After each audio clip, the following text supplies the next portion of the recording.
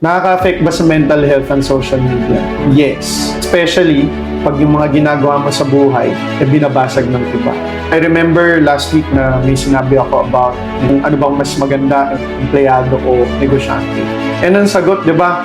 Depende sa yan kung anong magpapasaya sa iyo, kung ano yung hapon mo sa buhay. Minsan, masaya ka sa pagiging empleyado, masaya ka sa ginagawa mo, wala namang problema.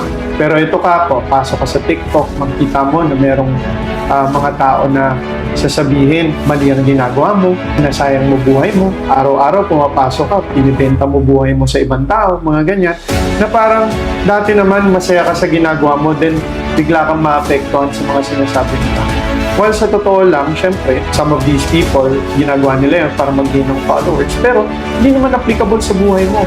May kanya-kanya tayong diskarte sa buhay, may kanya-kanya tayong gustong makuha sa buhay. Sa totoo lang, pag mga ganun, hindi naman lahat kailangan paniwalaan mo kasi meron kang sarili mong katotohanan, meron din naman silang katotohanan nila din. Hindi ibig sabihin yung katotohanan nila, katotohanan mo rin. Guard your heart, syempre bantayan mo sarili mo at kung anong paniniwalaan mo kasi sa dulo, ang pinaka-importante naman yung paniniwalaan mo yung sarili mo, syempre relationship mo kay God.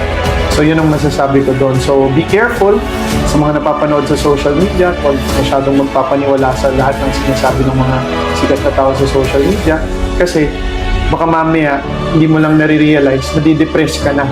Rather than ma-motivate ka, meron nga ako nabasa, sabi nila, demotivational speaker, diba? So ingat na tayo.